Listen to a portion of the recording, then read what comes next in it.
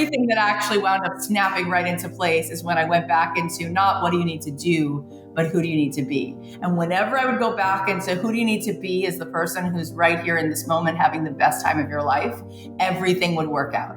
And whenever I went back into like, but what's the strategy? I would drift. I believe that we are the most impressive when we are in the moment, and love is the most impressive thing.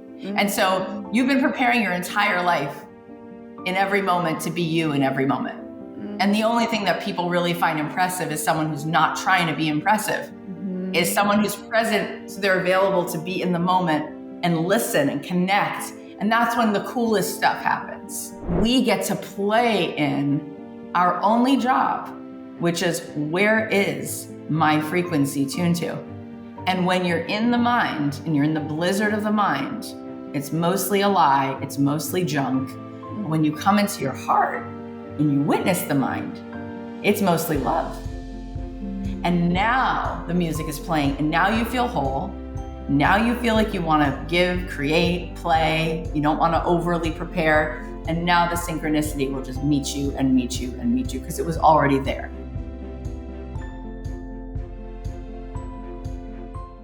Hey friend, I just wanted to thank you so much for stopping by and tuning into the podcast. It means the world to me. There are a lot of great podcasts out there, so it's truly an honor that you've decided to take the time out of your day to listen to mine. I'm really excited to bring on more and more inspirational guests for you. But before we get into it, I wanted to ask you a huge favor. If you're enjoying the show, would you please be so kind as to hit that subscribe button? I've noticed that over 98% of the people that watch our videos aren't subscribed, and subscribing really helps the algorithm put this episode in front of other people who it could help. And be sure to leave a comment sharing what most connects with you. So much love. Cathy bloody Heller, here you are. You've done it again with another incredible book, Abundant Ever After. Congrats and welcome to Let It Be Easy. Oh my God. Let it be easy. May we all be the Susie Moore we want to see in the world. Oh. You are such a light. It's a disco ball. It's a party. It's the best feeling to feel is being in your company. And to have you as my friend and to stay up late reading your book, because your book is epic. I'm even reading it in the PDF form, which is very hard to read because it keeps kicking me out and I can't highlight anything. I keep coming back, finding my page. Cathy, I love your book. Oh my gosh. It meant so much to me. You, not even my husband, you were the first human to sit down and read the book. And you're like, and now this part. I'm like, oh my gosh, she's so generous and such a fast reader. Like you got through so much and like received so much of the points I was trying to make. So thank you. Well, I'm only fast when it's good and when it's like really worth devouring. Yeah. And I'm just like into it and I hear your voice, Cathy. I'm lucky enough, of course, to be your friend in real life. When it comes to abundance, right? Because we hear this a lot. Right. I think everyone talks about abundance. Everyone says things like throwaway things like just money's just energy, just be abundant, think abundant. How do you define it? Because the way that you look at the world is different and unique. And truly, Cathy, there is no one like you. I mean, I think everyone who knows you, not just surface knows you maybe on social media, but maybe even them, knows that there is no other Cathy Heller. You're an original. How do you define abundance?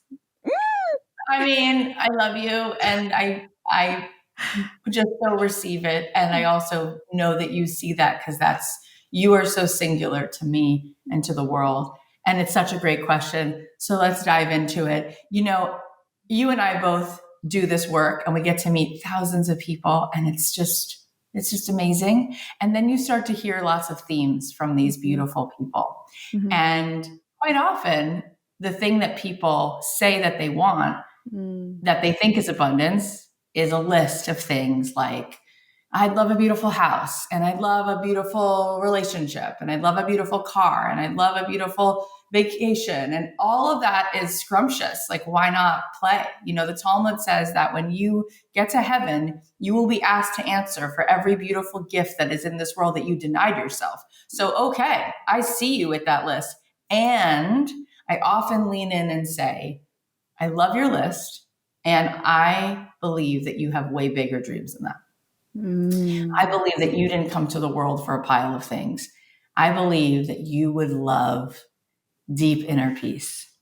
I believe that you would love to feel the lightness of your being. I believe you would love to feel this like creativity, these creative downloads. I believe you'd love to be in flow state. I believe you'd love to have a sense of meaning and impact and purpose.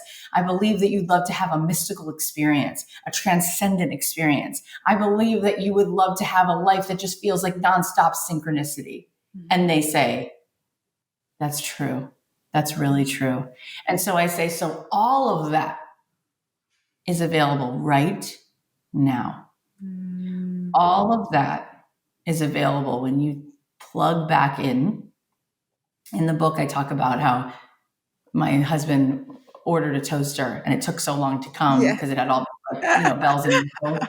And one day I'm trying to just toast my bagel and I can't figure out the buttons. And he comes in and goes, Kath, you didn't plug it in, right? And so often we are just not plugged in because instead of plugging into the divine spark within us, the true self with a capital S, where all abundance lives, we are plugged into our brain, our mind that's swirling, that's just repeating lies, that's dripping with cortisol and stress, and really taking us out of all the abundance that awaits. And so I define abundance like that abundance is the feeling of swimming in the wholeness, feeling loved into life by the source of all life, and being in this quantum playground where you all of a sudden see clearly that every possibility exists in front of you and that your superpower is being this electric current of loving, kind, wide open, creative, resonant, powerful you. Like the feeling of that is what we're all after. Because you could be on a beautiful beach in front of a beautiful hotel and be in your head just with such a racket that you can't even enjoy it. Or you could be sitting with a brown paper bag lunch on a bench and have the time of your life and be brought to tears because you're so plugged in that moment and you feel so authentically awake and so deep gratitude for what it means that you're here and you're receiving being in this meat suit and yet getting to play and getting to serve and getting to know yourself and what you came to contribute. And none of that is on some list that you have to outsource. You don't have to wait for more approvals or more likes, as you would say, or more anything to get there. And so then I often say to people, so why on earth, if you can tap into that, why would you leave it up to the world? Why would you wait for it to happen? Why would you wait for the job promotion or the vacation to feel good when you can choose to feel good now and you can find a feel good that's better than any feeling good that you can get from any accomplishment or any big thing or small thing? And what I love about your work, Cathy, is it's like you speak the truth. You know, it's like, okay, I want this, and then what for this? Okay, so I feel safe, right? So I feel good enough. So I feel, I feel like this is how life's supposed to feel, right? Like you're living in that place of truth and revealing to us what it is we really want beneath all the many layers of, oh, this for that, and this will impress that person, and this one will impress my dad, and I mean all the stuff we have. You know the truth of why we seek what we want. And in the physical, I think one of the reasons people love learning from you is you also demonstrate your results with your own ability to do this, right? So if we're learning from someone who says, you know, we want to feel a certain way we know this is true, and then we're like, yeah, but I still want a pool, right? Or I still want a hot man, or I want a car. And you have all of it, right? You've created it. And seriously, knowing it's one thing to know a person in real life, which is wonderful.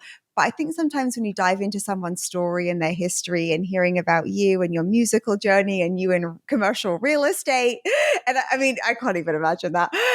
But learning about what's made you who you are and your own experiences has been so fascinating. So you say, and I'm just kind of simplifying this, but what you had to do to come back to who you were, to create what you wanted, was to just really be you. Like to allow that to be. It wasn't like, okay, what's a 10-step strategy? Who's got the secret? What bro is going to tell me? And you're doing things your way in like with fun, with curiosity, without any permission. Oh, Could you we tell us? definitely share that. Could we talk a bit about your journey? Because I know that my people will love listening to this, right? So you Oh get my a gosh. record deal, you get dropped. You get another, you get dropped. You're like, I Oh thought I've yeah. made it. I'm here with Lady Gaga. I've got my Starbucks. Some Right? tips. And then it's like, God, yeah. you're a good speaker. Oh my God. Can you tell us Didn't a bit miss about? a beat. I pay attention. Yeah, A+ for me. But listening to your journey, I just think that a lot of us are in that place where we felt dropped, or maybe we've just been dropped, or just Yeah. fired, or things. Our business sucks for the last 2 years. Can you just tell us a bit about you and what's led you to now? Because it's not. It's been a Yeah. winding path. First of all, I love that you asked me this story because as spiritual as I am, Mm-hmm. right? I love this three-dimensional world. And I don't want to have to choose between a beautiful towel and a robe looking over a balcony of a sandy beach and having a spiritual Mm-mm. connection to the divine. I want all of it, like Yes. as we should, right? Yes. Yes. As we should. And by the way, I'll just say, I often think of King David because we know these Psalms, right? This beautiful song, Hallelujah, was written about this man. This man wrote, as I walk through the valley of a shadow of death, he wrote all of those Psalms. And yet he was king of an empire. He was very wealthy and very spiritual. And I think that those things actually make sense together. Me too. I think they've been glorified a different way. And I actually think that that's not true. Because I think we are all here to be receivers, and we'll talk about that in a second. But I love that you asked that. I think it's really healthy to ask, how can we find our way and navigate our way through all of the things that we desire, all of them? And sometimes when you're going through your journey and it's like playing that game of hot or colder, sometimes you're really hot, you're getting it right. And sometimes you drift into cold and you go, wait, I had it. How did I lose it? Where was I? So I feel like I went to Jerusalem. I was there. We'll talk about that later. I was there for 3 weeks. I stayed for 3 years. I had it. I was hot, hot, hot right there. You're like, warmer, warmer. You're there. You're there. And all I was doing, my strategy was being.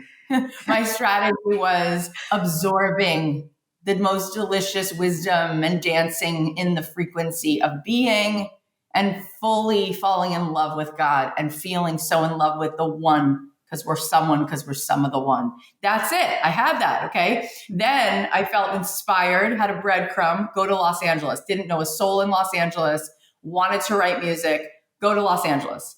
And in some ways I went colder because I superimposed a belief like, now you have to think about strategy. It's so funny. But everything that actually wound up snapping right into place is when I went back into not what do you need to do, but who do you need to be? And whenever I would go back into who do you need to be as the person who's right here in this moment having the best time of your life, everything would work out.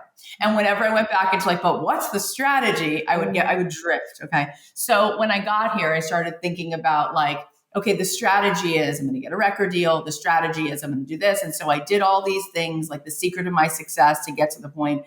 And I had a record deal. And that was like, whoa, I did it. I achieved it. And I was sitting with Lady Gaga was recording a version of Paparazzi with like 36 strings. It was gorgeous. It was all these violins. I'm your biggest fan. And then like all these strings. And I was like, this is a moment. Like, this is the top of the mountain. Can you imagine if that wound up being the top of the mountain for me? Oh my goodness, what I would have missed out on. So, but that felt like a thing. And Vanessa Carlton, making my way downtown, walking fast, and I'm homebound. So like that person was at the label. And that was the reason they signed me, because I was signed to her producer. But it's the same label. So we got to go sit and watch Lady Gaga. And I was like, oh my God, this is so it. Well, 6 weeks later, I was driving in my little Saab. It was like, they don't even make Saabs anymore. I would drive my little Saab. And here I am with this identity of like, I've made it. I have a record deal. No one yet knows, but soon they'll hear my music. It'll be on the radio. And I got dropped. I got a call from Ron Fair. And he said, are you driving? I said, why don't you call me when you get home? I'm like, no, I can't wait. So I pull off the freeway. And he says to me, listen, we love you. The music is good, but we're not sure it's very, very, very good. It's good, but it needs to be a slam dunk. We have to know it's going to be a top 40 single. And we're sort of seeing that people are phasing out of that singer-songwriter thing, and they want big pop synth songs, and you don't have a single one on your record, and it's not like you to write that. So just like that, it took like 3 minutes to tell me. Yeah. And he goes, I'm sure our paths will cross again. And we get off the phone and I'm like, oh, is that it? Like, that's it? That's it? And I start crying so hard. And I'm like, God, come on. Like, how can this be? So I'm depressed. And all of a sudden I thought that the thing called possibility was no longer possible. And there weren't any possibilities left. For me, it was all or nothing. It was either Beyonce or bust. That was it. I didn't see anything else on the buffet. And a friend of mine said, listen, you have to get real. I love that. Get real, be realistic. This is not going to happen. So she said, if you're not going to get to do your dream, just like that, like, we're calling it. We're just calling it here. So if you're not going to get to do your dream, then you should make money and you should make a lot of it. And so she said to me, the best way to make a lot of money is to go into finance. And we both know, she said, you're really bad at math, which is correct. So I said, what's the other way? She said, the other way is you work in real estate, like real estate makes money. And she's like, you have such a good personality. You should look into that. And I'm thinking, I don't know what that means, but okay. And you know how thoughts turn to things. So the next day, my sister and I are standing in line at the Cheesecake Factory in Brentwood, talking to this dapper, good-looking, older man. And he works in real estate. And he says to my sister and I, you guys are adorable. You should come work for me. I buy shopping centers. How sexy does that feel? Oh my God, not at all. And I'm like, oh, you do real estate? And he's like, yeah. He goes, come meet me in my office. I go to meet him like a week later in my pencil skirt. And I put on a totally different identity. And he says, you have a great personality. Why don't you just come hang out with me? I'll pay you. You'll be an assistant. You'll work in the office. I start going with him to golf courses. And he says, you're my lucky charm. You talk to everyone. Everybody loves you. And then it like greases the wheel. And then I make these great deals. So sooner or later, I'm going to move up. And he starts paying me, which was a lot of money for me at the time, like $175,000 plus commission. That's a lot of money. That's a lot of money. And you're like, oh, will that be easy to stay there forever? 25. Yeah. Oh, yeah. And everyone's like, now you've reached the top of the summit because you've made it. You have enough money to buy spicy tuna rolls. You're done. And 2 years go by. Now I'm 27. And I look at myself one day in front of the elevator doors and I see myself in a suit with like shoulder pads. I can't imagine. And I started to cry because I hated everything about my life. I didn't like who I was dating, but of course I was dating that person because that person was dating the person I was pretending to be. I didn't like the people I was hanging out with. I thought it was really boring. And I felt like a guitar that was in the corner of a room collecting dust. And I decided I cannot do this anymore. I don't recognize myself. So I went into my boss and I said, you were so nice and generous to me, but I'm quitting. And I just quit. And I freaked out. Like about 2 weeks later, I went back and tried to get my job back because I'm like, I don't have parents that help me with money. What was I thinking? But then I thought to myself, no, you got to burn the boats. Like it's sink or swim. So I wound up asking a new question, which is what my favorite line of Tony Robbins is, always ask a bigger, better question. And I thought to myself, a new question was, is there any other way I can do music other than having a record deal? I had never thought of that. So I started Googling what are some other ways that musicians can make money. And I saw article after article on indie songwriters who were licensing their music to TV shows like One Tree Hill at the time, Grey's Anatomy. And I'm like, why didn't I think of that? You don't have to have a record deal. I can write music. And then I did something that other artists didn't do because I had the real estate experience and I knew how to cold call. I was really comfortable being uncomfortable calling somebody. So I called NBC, ABC, asked for the music supervisor, called Ogilvy, all the ad agencies, and said, what music do you need? And it was so cool because I realized that when you look back, everything you've been through turns to wisdom. So all the real estate stuff, I then applied. And also at that point, here's something you would totally get. I watched $500 million deals happen on a golf course. Yep. So I lost the stigma around making big deals. I realized people trade hands around money all the time, and it's not a big deal. It became neutral. And that was really cool. So I was like, why wouldn't I? In fact, I remember thinking when I would call ad agencies, my songwriter friends were like, you do what? Like they didn't do that. They would put out a hat and play their music on a subway platform. They would book a show at a little club and make $180 to play their songs. They wouldn't think. And I remember thinking when my boss, I used to work in real estate, and my boss said to me, look, everybody's going to work the same 8-hour shift. And if you're a salesperson, you can spend those 8 hours selling shoes at Macy's, or you could spend the same 8 hours selling a Rolls Royce. And how many pairs of shoes would you need to sell to equal one car, right? And he goes, and if you're really smart, you'd sell a building for $300 million. It's the same energy. It's the same amount of time. And so I thought when I went back into music, why wouldn't I sell a song to an ad? Because I found out that they would pay you like $85,000 for one song, even an indie artist, just for the use of it. So then that became my thing. I wound up doing something really out of the box. I like sent emails to people at ad agencies that said, mochas and music. Step 1, tell me your favorite Starbucks. Step 2, when should I drop it off? Step 3, I'll leave you with music when we used to listen to CDs and some coffee. And sure enough, a lot of people ignored me. A lot of people told me, don't ever do that. And then there was like a third of the people that were like, caramel macchiato and get one for my assistant. And I'm like, F yes, like, let's go, you know? So I just ignored the people who didn't like me, because having worked in real estate and cold calling, you don't take it personally. So I wound up getting my songs licensed. And within probably like 8 months, I had written a song for Hasbro. I made $58,000 on that track. It's a song called We're Good Together. Then that same song got licensed to McDonald's for $150,000 for a summer milkshake and fries commercial. And I was like, this is insane. And then I kind of made that my business. And it was a blast. And so for 10 years, I wrote songs for all those shows, those big shows like One Tree Hill and Switched at Birth and Pretty Little Liars and Younger, and then all these big ads. And because of that, you know, then you just keep saying yes. And other artists started asking me, how did you do that? I was like, I don't really know. Let me think about how I did that. So I hosted my first workshop in my living room for 10 songwriters. And you know what's interesting is there was a part of me that would ask myself an existential question like, is this who you are? Now you teach songwriters how to make a living? That's so beneath you. You're an artiste. You're a this. And I was like, it's just another thing I do. Like, I didn't overthink it.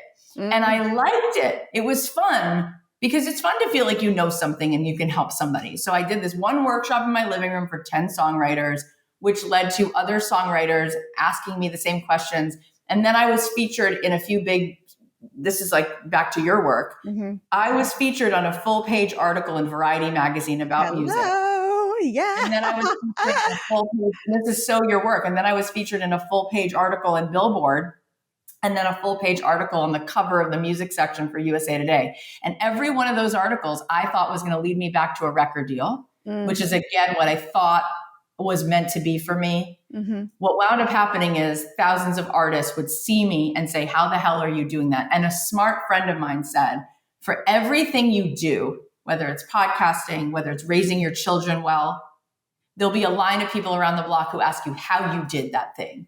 And so next thing I know, I'm pregnant with Maddie. And she, by the way, just mentioned you the other day. You really, truly need to know the impact you make on the most special people in the world, which are children. You should know that. And I was pregnant with Maddie, and somebody said to me something that sounded ridiculous, which was, you should do a webinar and teach this online, songwriting to songwriters. And it sounded like nails on a chalkboard because I didn't have an Instagram account. I wasn't an online kind of a person. I didn't have an email list. I knew nothing about anything. But I'm a very much like, just don't worry about over preparing, just do it. And because I was 8 months pregnant, it was July. She was born September 7th. I was like, well, I don't really have the time to overthink this. I didn't do this now. And so I literally created my first webinar with no slides, just showed up, told my story, and just kind of rattled off things I could help people do.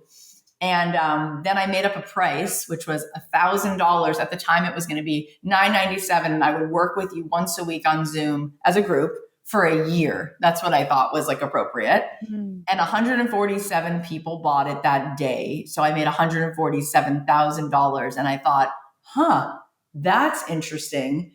And then 3 months later, one of those students, Amy Loftus, sent me a text and she said, you're so inspiring as a teacher, but I think that this is a podcast.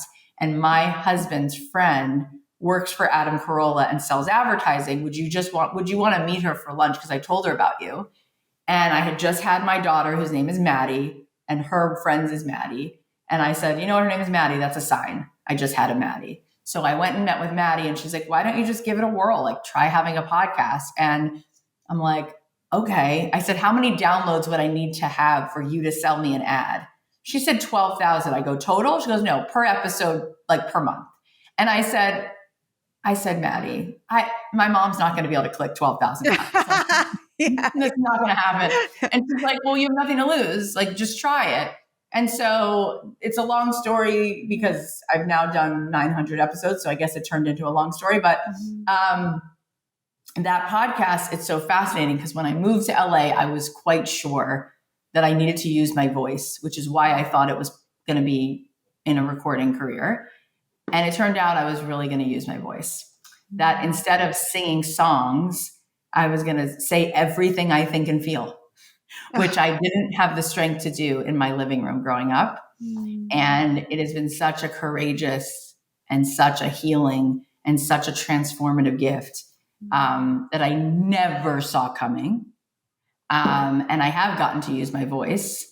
And I stopped writing music. I was writing music from when I quit that real estate job in like 2008, all the way through 2016, started the online course and then started my podcast 2017 and haven't been writing music. I've been all in on writing books and the podcast, and it's kind of a cool story. What a journey. And I'll also just say, just because it's fun to hear, $147,000 was my first class. I launched it again 6 months later and decided to double the price and shorten it from a year to 6 months. And we made $440,000. The podcast then made $1 million the first year. Apple featured it. I got a book deal on my third episode, which I wasn't even ready for, but that wound up being an incredible experience. And it's been nonstop fun and nonstop. I don't know what I'm doing, but I'm all in and I'm here. And I'm in awe.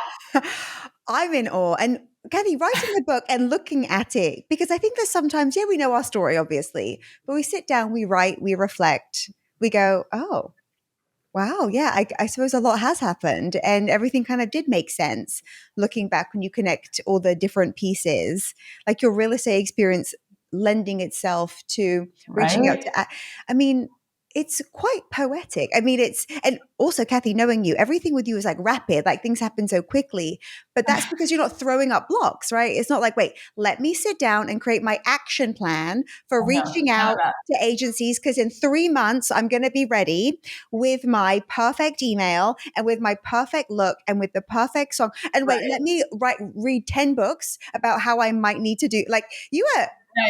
Yeah. No one's got time. I'm so impatient. That's the thing about you and me is I want to have fun right now. I think of myself as an impatient person, so I need to have fun right now. I can't wait. I can't put it off. Like if my kids are taking extra time putting on their shoes, they know like mommy's getting in the car. Like I have no time. I'm going, which is why when people are like, well, how do you wait when it's like, okay, so you start the podcast, but then you didn't make money right away. I'm like, are you kidding? Like I'm having a blast just doing it. Like exactly. That's the difference. I don't have the patience. And I also don't have the patience to prepare because I believe that we are the most impressive when we are in the moment, and love is the most impressive thing. And so you've been preparing your entire life in every moment to be you in every moment. And the only thing that people really find impressive is someone who's not trying to be impressive, is someone who's present. So they're available to be in the moment and listen and connect. And that's when the coolest stuff happens. So it's about letting go of the control and letting go of trying to predict it and not being afraid. Because like you just love people so much that you could just make space. This is what I think is skipped over so casually, but it's really the main point. It's, people will say things to me like, oh, so how long did it take after you first started XYZ until there was an ROI, right? And I understand the question, right? And look, I'm curious. It's like, okay, so someone starts training for a marathon. How long? I suppose that's an interesting question, maybe. But we're missing the point when it's like every day. Okay, I'll tell you something, Cathy. Heath and I are going back to Japan this month, which we're excited about. And oh my gosh, that sounds marvelous. One of my favorite memories from being in Kyoto maybe 7 or 8 years ago, how they have those beautiful temples, like Japanese temples are, and the gardens are made of tiny, tiny, tiny, tiny stones, millions of them. And every single morning, the people who work at the temple put them into these gorgeous, like they look like waves. It's like a work of art. And you're not supposed to walk on them, but look, some people do. But surrounding the temple, it's like this perfect work of art. Millions of stones created in waveform. It takes hours. Every morning, it takes hours. I think people are up I love hearing that. I just love it. It's so calming and so beautiful. Like beauty for beauty's sake, right? Exactly. And I asked a woman who worked at the temple, I was like, if it takes so long to create, and it's not windy or rainy, why don't you just allow it the next day? Why don't you just use yesterday's? Like, why do you need to keep doing it? And she said, there's no more beauty in enjoying the garden than creating the garden. Oh. Like life, right? It's like, are you happy when you have your baby? Are you happy when you get $1 million? It's like, what about okay, mochas and music. This is a fun experiment. I'm so alive sending these emails, driving to the appointment, picking up the stuff. I mean, that's just as, maybe even more fun than okay, your song's been purchased. Because you go, okay, there's a check, piece of paper, deposit. What next? You want that excitement again, right? You want and you're just in this motion, I feel, but everyone's skipping over that part. They're like, well, how long is it going to take until I get... Yeah. I'll tell you something I think is just so beautiful is that everybody's heard, the biblical idea that God created the world in 7 days, but the seventh day he rested. Okay. Yes. He, she, the divine. Here's this is an incredible piece of Jewish mysticism. What does that mean? Why doesn't it say the Lord created the world in 6 days and on the seventh day there was rest? It's because part of creation is the enjoyment of what you made. When you're watching Rachel Ray or Martha Stewart or Ina Garten and they're cooking something, the part that we love is at the end when they take a bite of it, right? To think about that for a second. Like if you skip that part, you missed 1/7 of the actual creative whole process. To sit back, to appreciate the art, to appreciate, I just recorded and narrated my book, and I thoroughly enjoyed getting to step into that booth and slowly read it out loud for myself. After 2.5 years of pulling and writing and editing and chopping and adding and whatever, it's like that was a very fundamental part of this entire process, was just sitting and slowing down and taking it in. And it is more fun because if we're outsourcing any of what we think will be fun to somewhere in the future or something outside of ourselves, it'll never come. It'll never come.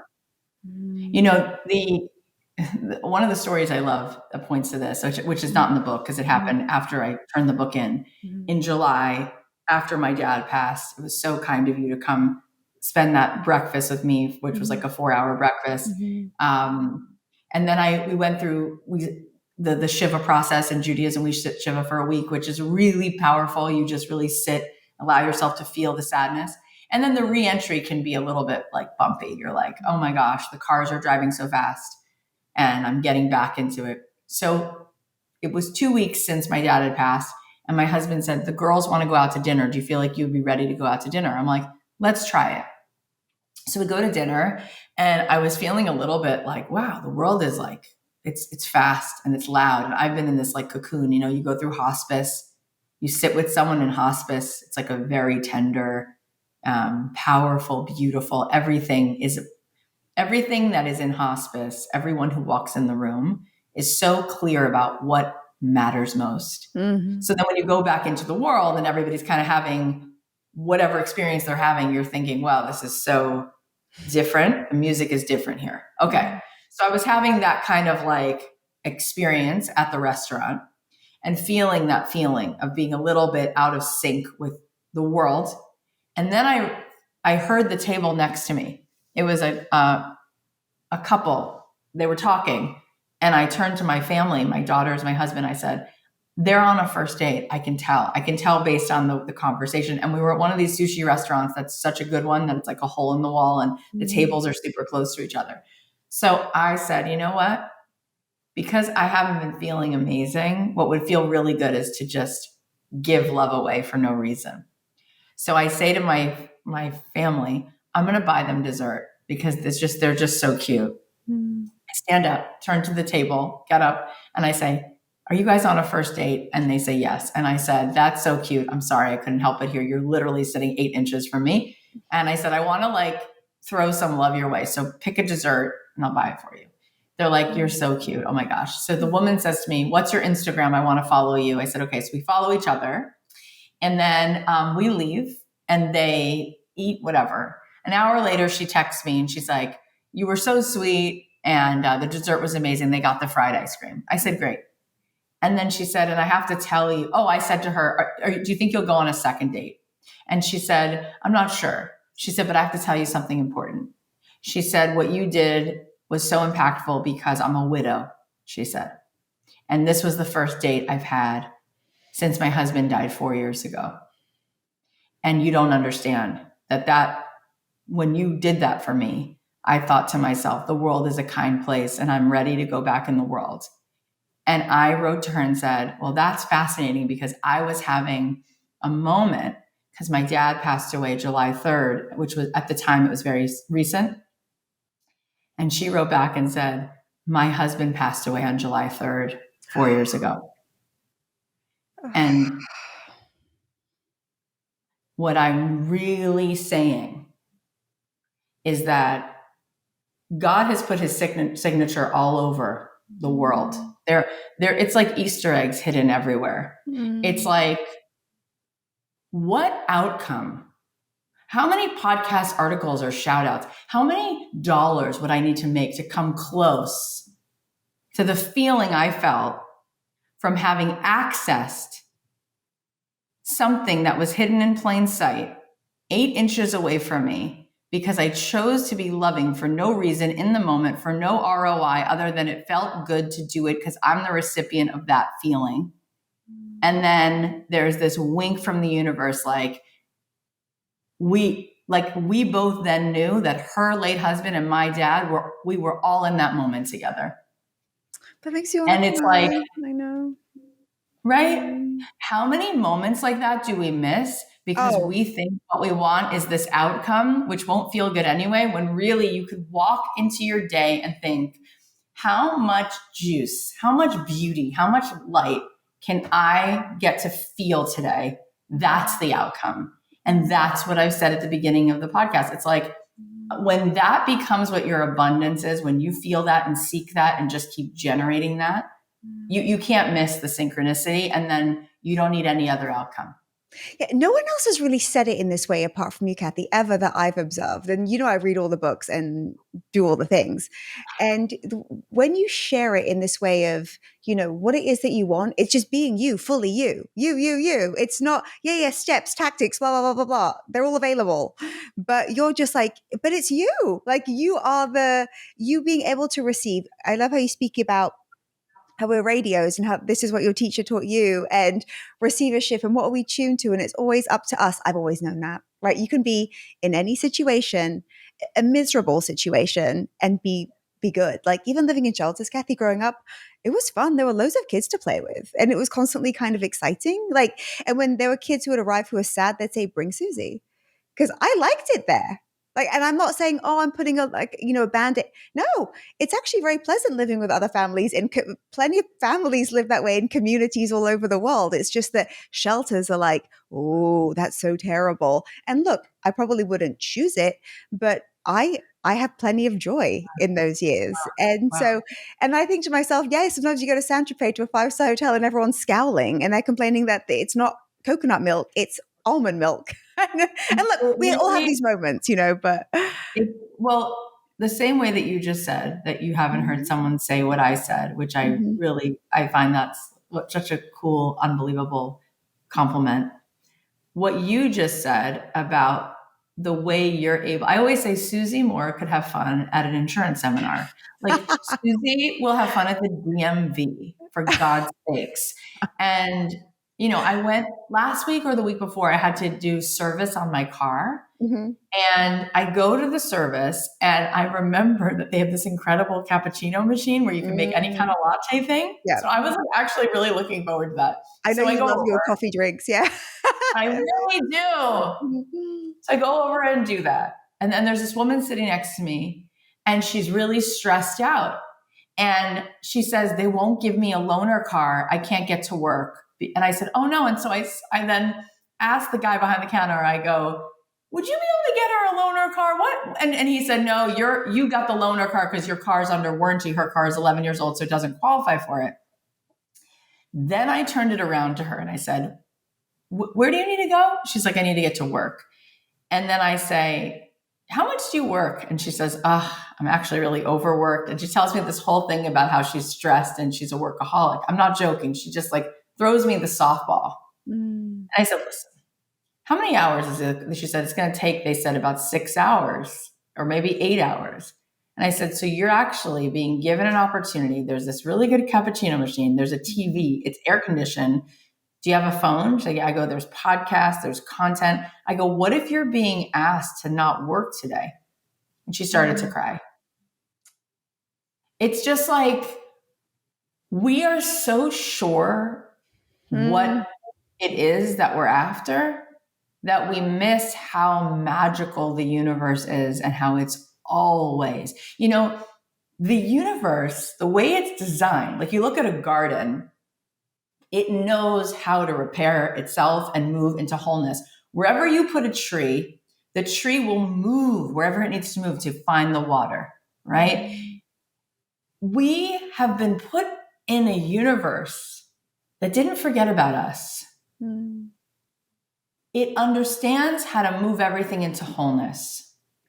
And when we get that and we let go of trying to stress and figure it out, and we just do our part, which is to find that homeostasis, to find that joy, to open our heart, to be at peace, the synchronicity will take care of itself. And it's crazy because isn't that amazing how easy that sounds and how hard that is to do? Mm-hmm. Because we're obsessed with control, and I know the right way, and it has to be this time, and it has to be with you, and it has to be this way. And it's like when you speak in the book about probability versus possibility thinking, it's like we're living through probabilities all the time, right? Well, this is the right way, this is the wrong way, she's right, he's wrong. Like, it's like, what about a little bit of magic? What about not being so sure of everything? Like, what if even the thing that's causing us stress? I mean, even Exactly. don't you find, Cathy, too, that even on your own journey of like constant expansion and learning, because it never ends, right? It's always like, I've always thought, just when I thought I let it be easy, I'm like, wow, there's a whole other layer. Like, I thought I was easy about this. I'm not. One area of the book that I liked because I thought, oh, this is all of us in different ways. is you share this story about how I think when your business was really taking off and you were like raking in the millions, woohoo, love it. You were gaining weight. And it kind of, maybe it was a bit confusing, but you were just kind of consuming more, I suppose.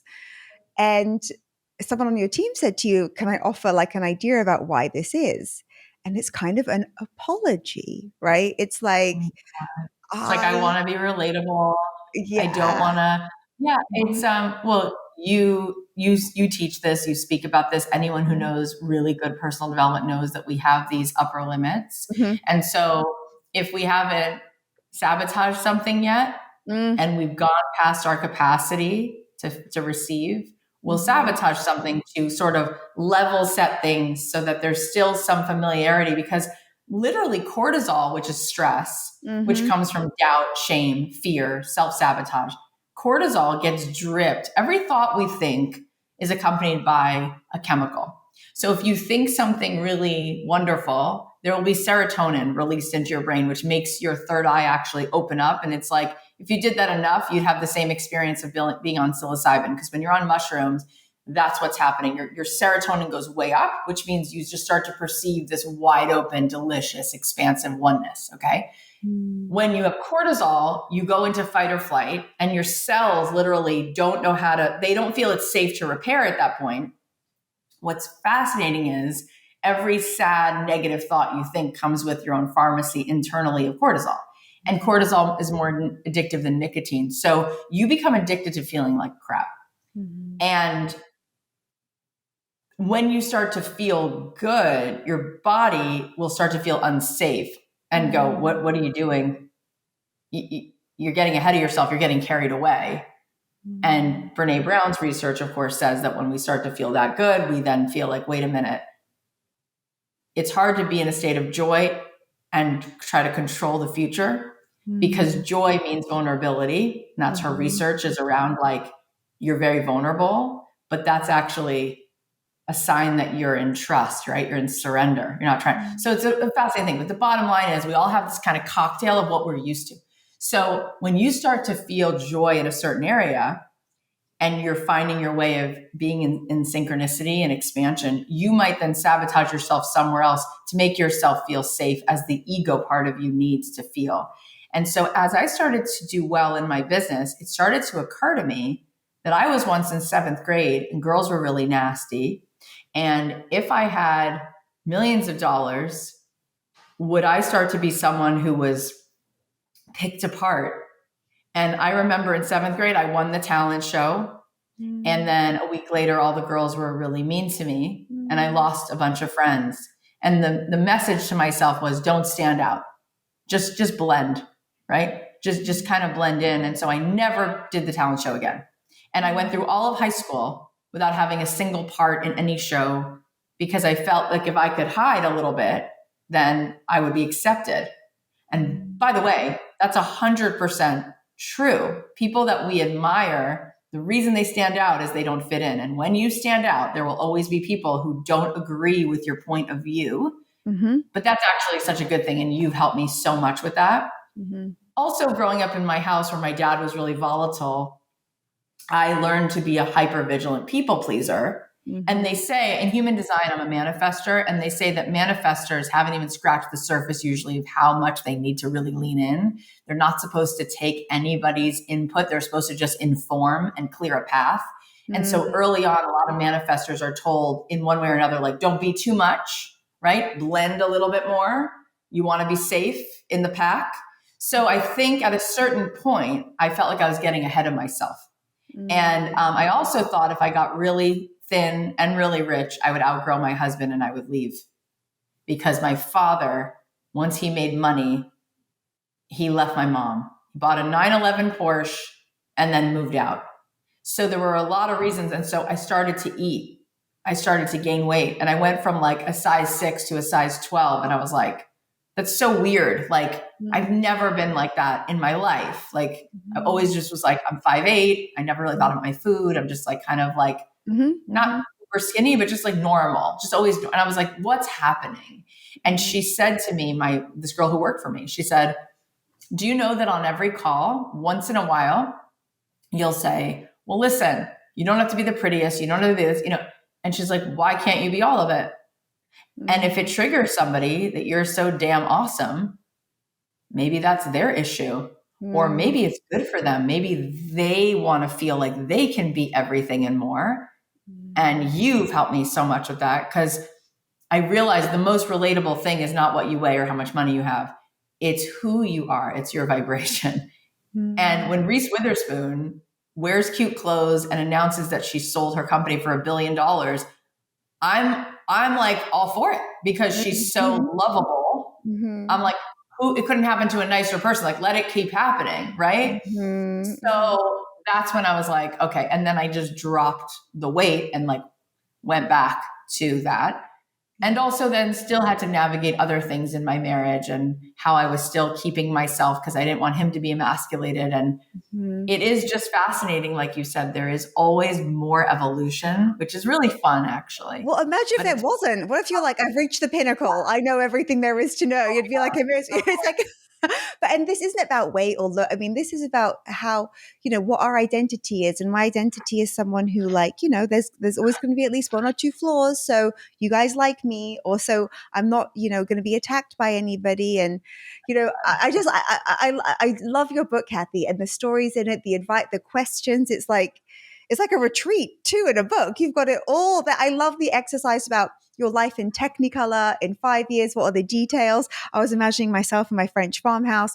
I'm like, but what I want to ask, because I could talk to you forever and ever and ever, and like, oh my gosh, ever. But one other thing I just want to say about you and ask you about, because I've actually never met anyone else. I've never met anyone actually. I don't think like you in this way.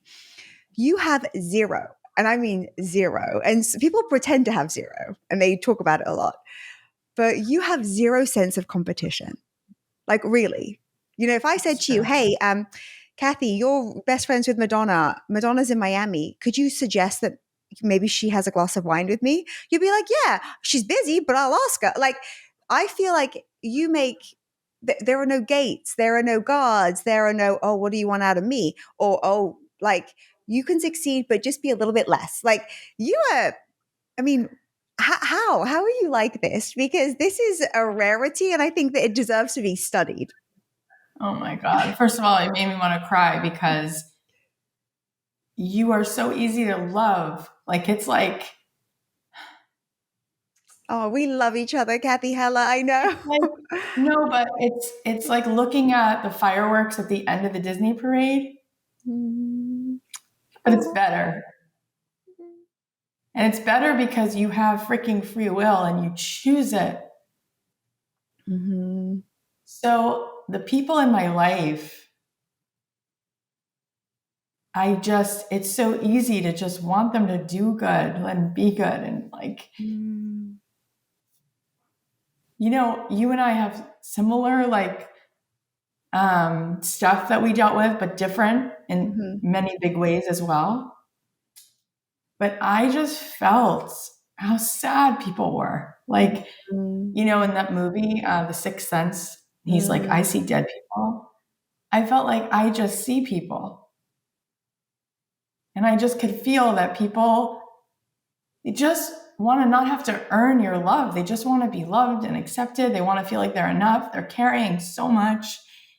And so a lot of people are like, I'm a dog person, or I'm a cat person. And I'm like, I'm a people person.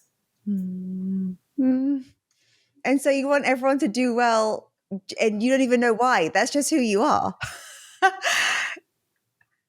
Damn it. I thought we could study it. I thought you'd give us a 3-step strategy. Ha ha ha. Also, I think because when I was living in Jerusalem and I was like really changing my whole hard drive in my body and my brain, the way I saw the world, Rabbi Aaron said to me, you're someone because you're some of the one. You're a masterpiece. You're a piece of the master. And I feel as though I really got that. Like, we are one. And our job is to flourish and hopefully be so contagious in our light that other people tap into their own Wi-Fi, right? And so that's why. It's like we've got so much it's like a wave at a baseball game and you pass it around, that's why, like, I really see the world that way. And, that's all I could say about that. But I did want to say before we end, just because I think it's such a beautiful concept, and it's not mine, it's Rabbi Aaron's, but I talk about it in the book, this radio that you mentioned. Oh, yes.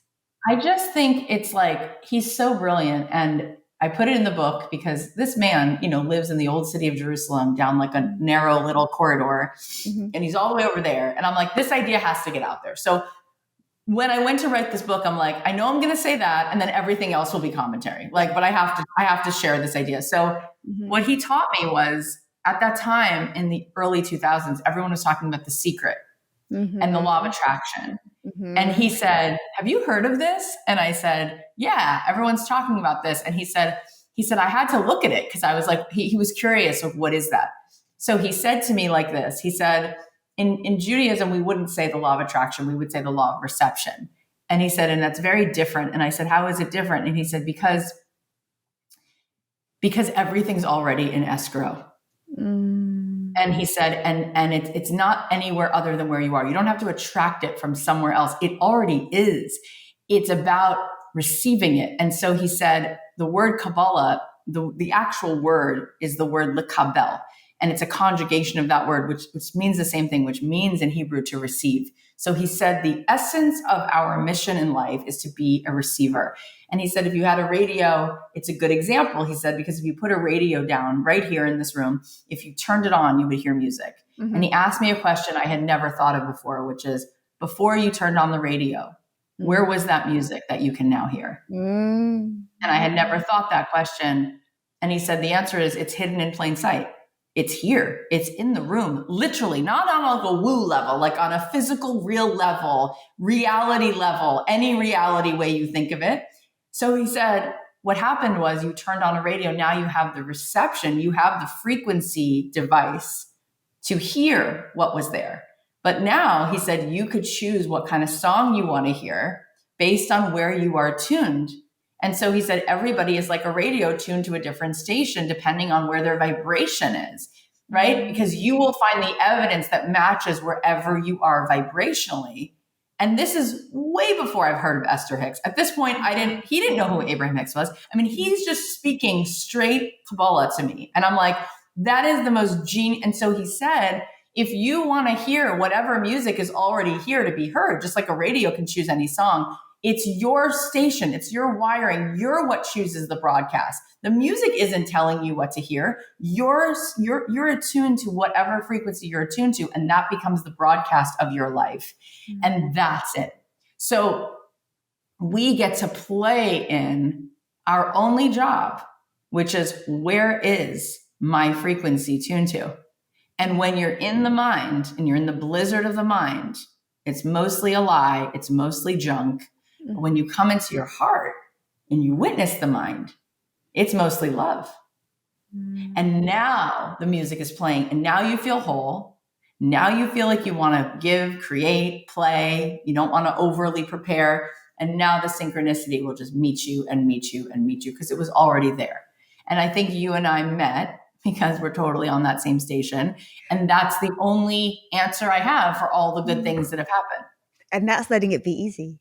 Right? It's not what are the 7 years of this? It's like, no, I can tune right in, and no one can touch my station. Right? No one can. And you know what I would say to anyone who doubts this, test it. Right? That. Having a shitty day, okay, your station is fixed. Think about someone you love or something that you love. Recall a happy memory. Do something that will boost your spirits, and then just see instantly how your thinking is different, how your body is different, how you want to be generous, how it's remarkable, and how easy it is to make this complicated, right? You don't need a long morning routine. You don't need 25 steps. You don't need a spa. You don't even need friends. You just need to know this power that we have, right? This focus, this attention. Cathy, I love your book. You know it. You know I mean it. I love it. I'm so thrilled it's going to be released. Where do the people go for all the things? Direct us. Yes. All the things. Thank you. I love this conversation. It was absolutely magical. You're so good at being you. You're so good at being with people. You're so good at understanding things on such a deep level that the questions are like 4 questions in one, and the right best questions. You can get the book anywhere, and I highly recommend that you do. And if you want to get it with all the bonuses, Yes. we put all these extra bonuses at cathyheller.com/book. And then you get like a morning magic journal with really cool prompts. You get affirmation cards. There's like a whole bunch of fun things that you get, which makes the book just even more of an experience. Cathy, and fun fact, my friends, too, without Cathy, there would be no Let It Be Easy podcast. See, this is also speaking to you're like, everyone should do it because it's great. Like, see, Cathy doesn't hold back. Like, you're giving us the keys. Like, this book, it's not like, oh, you have some fun with manifesting. It's like, this is everything you need to know. According to you now, I'm sure there'll be many more books. I hope there will be. It's true. Yeah. It's so true. It's so true. We are our own drug. We are our own guru. We know how to do it. I love what you just said, though, by the way. No one can take that vibration from you. Mm-hmm. And if your vibration is what's creating your life, then you get to know that you have such access to be Harold in the Purple Crayon, and just from your vibration, just on, without needing anyone's permission. If vibration is what creates matter, let's go. Right? And let's just get more and more loving to ourselves to pull ourselves out of the shadow and keep creating the magic. My friends, cathyheller.com/book, Abundant Ever After. What a read. I love it. And it's obviously nonfiction, but it reads like fiction. It is so much fun. The stories, the exercises. It's like, you don't have to be heavy to heal. You don't have to be heavy to receive gorgeous things. Like, and reading a book is pure pleasure. So, Cathy Heller, so much love to you forevermore. And until next time, my friends, so much love and ease.